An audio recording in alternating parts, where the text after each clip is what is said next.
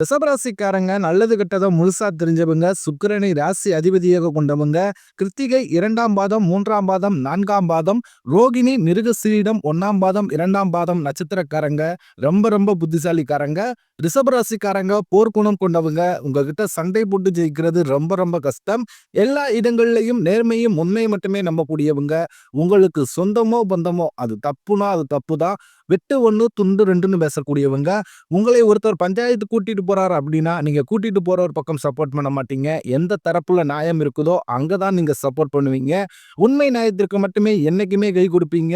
உண்மைக்கு புறம்பாக எந்த ஒரு விஷயத்தையுமே செய்ய மாட்டீங்க. இதனாலதான் ரிஷபராசிக்காரர்களுக்கு நிறைய கஷ்டங்களும் துன்பங்களும் அதிகமாகவே வந்துகிட்டு இருக்கு. புதுமையான சிந்தனைக்கு சொந்தக்காரங்க. பூ போல மனசு, கோபத்தை மறைச்சிட்டு சிரிப்பை மட்டும் காட்டக்கூடியவங்க. எடுத்த காரியத்தை எப்படியாவது முடிச்சே தீரணும் அப்படின்றதற்காக கஷ்டப்பட்டு போராடக்கூடியவங்க.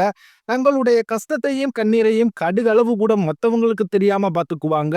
இதனால பாக்குறவங்க எல்லோருமே ரிஷபராசியா இவங்களுக்கு என்னப்பா சூப்பரா இருக்கிறாங்க, இவங்களுக்கு என்ன குறைச்சல் அப்படின்னு தான் நினைச்சுக்கிட்டு இருக்காங்க. ஆனா வீட்டுல சாப்பாட்டுக்கு கூட கஷ்டப்படுறது உங்களுக்கு மட்டும்தான் தெரியும்.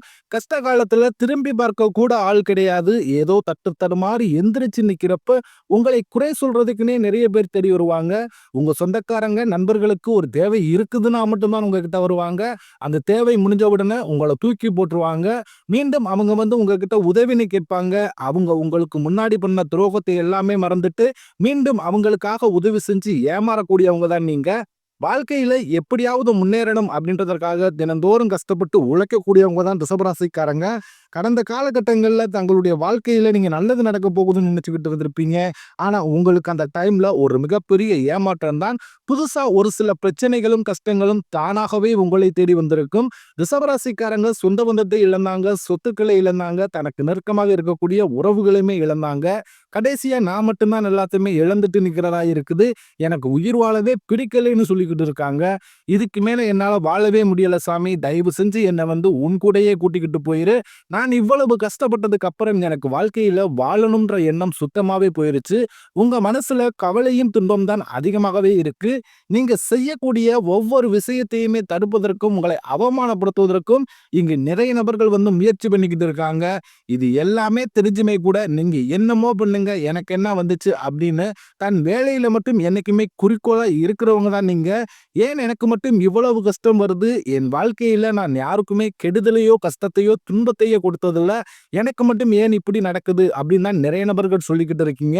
ரிஷபராசிக்காரர்களுக்கு பிரச்சனைன்றது வரும், அது கொஞ்ச நாள் இருக்கும், அதுக்கப்புறம் அந்த பிரச்சனை போயிடும். இந்த மாதிரி பிரச்சனை வரும் போகும் அப்படின்ற நிலைமையில தான் நிறைய நபர்கள் வாழ்ந்துகிட்டு இருக்கீங்க. நீங்க என்னதான் பிரச்சனையை தவிர்த்தாலும் ஏதாவது ஒரு சூழ்நிலையில உங்களை நோக்கி பிரச்சனையும் கஷ்டமும் வந்துகிட்டு தான் இருக்கு. ஆனால் இனி வரக்கூடிய நாட்கள்ல உங்களுக்கு இன்பத்தையும் மகிழ்ச்சியையும் தரக்கூடிய ஒரு காலகட்டமாகவே அமைஞ்சிருக்குது. இதனால் வரைக்கும் நடந்த கெட்ட விஷயத்தை அனைத்தையுமே விட்டுருங்க. இனி வரக்கூடிய நாட்கள்ல உங்களுக்கு எப்படிப்பட்ட நன்மைகள் நடக்க போகுது அப்படின்றத நம்ம தொடர்ந்து பார்க்க போறோம். முதலாவதாக பாத்தீங்கன்னா சுக்கிர பயிற்சியானது ஸ்டார்ட் ஆயிருச்சு. ஏன்னா சுக்கிரன் பாத்தீங்கன்னா ரிஷபராசியிலிருந்து மிதுன ராசிக்கு வந்திருக்காரு. இது பாத்தீங்கன்னா ரிஷபராசிக்கும் துளாராசிக்கும் ராசி அதிபதியாக கொண்டது பாத்தீங்கன்னா சுக்கிரன் தான். கண்டிப்பாக சுக்கிர பயிற்சி மூலமாக ரிஷபராசிக்காரர்கள் கூடுதல் முன்னேற்றம் அப்படின்றது நிச்சயமா நம்ம எதிர்பார்க்கிறோம். அதுக்கப்புறம் பாத்தீங்கன்னா உங்களுக்கு சனியுடைய வக்ர பயிற்சியானது ஸ்டார்ட் ஆயிருச்சு. அது என்ன சாமி சனியுடைய வக்ர பயிற்சி, எங்களுக்கு சனி பயிற்சி தெரியும், இது என்ன புதுசா ஒண்ணு சொல்றீங்களே அப்படின்னு நிறைய பேர் கேட்பீங்க.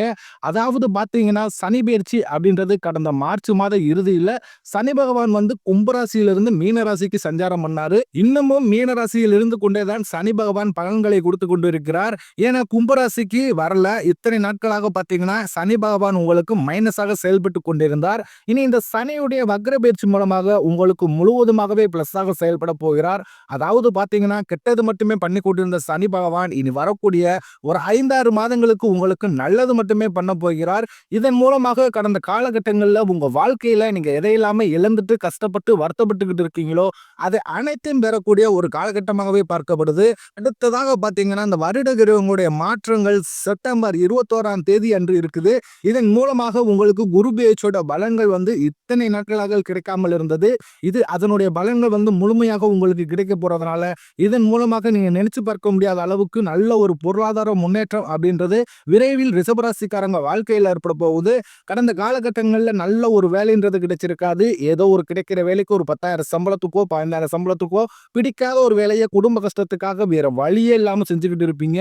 இனி வரக்கூடிய நாட்கள்ல நீங்க படிச்ச படிப்புக்கு ஏத்த மாதிரியும் உங்களுக்கு பிடிச்ச மாதிரியும் நீங்க ஒரு அரசாங்க வேலைக்கு ட்ரை பண்ணாலும் சரி, இல்ல ஒரு ஐடி ஜாபோ, பிரைவேட் ஜாபோ, பேங்க் சைடோ இப்படி நீங்க எந்த வேலைக்கு ட்ரை பண்ணாலும் அந்த ஜாப் அப்படின்றது உங்களுக்கு நிச்சயமாக கிடைக்க போகுது. கோர்ட் கேஸ்ன்னு ரொம்ப நாட்களாக அழிஞ்சுக்கிட்டு இருக்கும் நபர்களுக்கு விரைவில் உங்களுக்கு சாதகமாகவே தீர்ப்பு வரும். சொத்து பிரச்சனையும் உங்களுக்கு சாதகமாகவே முடியும். சனி பகவானுடைய பார்வை உங்களுக்கு நேரடியாகவே இருக்குது. இதன் மூலம் வருமானம் அப்படின்றது பல வழிகளில் வரும். தொழிலில் லாபம் சற்று அதிகமாகவே கிடைக்கும். அரசியல்வாதிகளை பொறுத்த வரைக்கும் புதிய பொறுப்புகள், புதிய பதவிகள் எல்லாமே தானாகவே உங்களை வந்து சேரும். ராகுவால உங்களுடைய செல்வாக்கு உயரும், உடல் ஆரோக்கியம் மேம்படும், சங்கடங்கள் நீங்கும். மறைமுகமாக உங்க தொழில் வாழ்க்கையிலும் சரி, இல்லற வாழ்க்கையிலும் சரி, நிறைய நபர்கள் வந்து ஏதாவது ஒரு வகையில பிரச்சனையும் தொல்லையும் கொடுத்துக்கிட்டே இருந்திருப்பாங்க. இனி அவர்களுடைய தொந்தரவுன்றது முழுவதுமாகவே இருக்காது. கடந்த காலகட்டங்கள்ல ஒரு கம்பெனில இரவு பகல் பார்க்காமல் உழைச்சிக்கிட்டு இருந்திருப்பீங்க. உங்களுடைய சொந்த கம்பெனியை நினைச்சு வேலை செஞ்சிருப்பீங்க. ஆனா உங்களுக்கு இது நாள் வரைக்குமே சரியான ஒரு அங்கீகாரம் அப்படின்றதே கிடைச்சிருக்காது.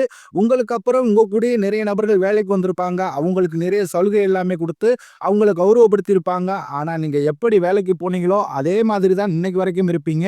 ஆனா இனி வரக்கூடிய நாட்கள்ல உங்களுக்கு சம்பள உயர்வு, பதவி உயர்வு, உங்களுக்கு மேலே இருக்கக்கூடிய அதிகாரிகளுடைய ஆதரவு முதற்கொண்டு உங்களுக்கு விரைவில் கிடைக்க போகுது. இனி உங்க வார்த்தைக்கு மதிப்பு மரியாதை கிடைக்கும். அந்தஸ்துல நீங்க எதிர்பார்த்த உயர்வுக்கு போக போறீங்க. இனி நினைச்சது எல்லாமே நடக்கும். தொழிலில் வியாபார தடைகள் அனைத்தும் விலகும்.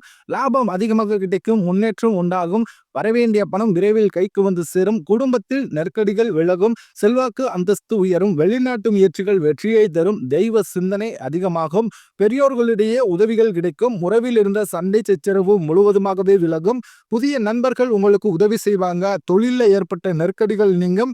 முடங்கி கிடந்த நிறுவனங்கள் மீண்டும் இயங்கும். வியாபாரத்தில் எதிர்பார்த்த லாபம் கிடைக்கும். புதிய தொழில் தொடங்கக்கூடிய முயற்சிகள் கண்டிப்பாக உங்களுக்கு வெற்றியை தரும். கடந்த காலகட்டங்களில் ரிஷபராசிக்காரர்களுக்கு திருமண நிலை அப்படின்றது நிறைய ஒரு பிரச்சனையும் சிக்கலுமே பெரும்பாலும் சந்திச்சிருப்பீங்க. இதுல குறிப்பாக பெண்களுக்கு எளிதாக திருமணம் அப்படின்றது அடைஞ்சிருது. ஆனா ரிஷபராசி ஆண்கள் தான் ரொம்ப ரொம்ப பாவம். ஏண்டா ரிஷபராசியில பிறந்தோம், வேற ஏதாவது ராசியில பிறந்திருந்தா கூட இந்நேரம் கல்யாணம் ஆயிருக்குமே. வயதும் பாருங்க 30, 33, 35, 38 வயது வரைக்குமே இன்னும் திருமண நிலையை அடையாமல் கஷ்டப்பட்டுக்கிட்டு இருக்கீங்க.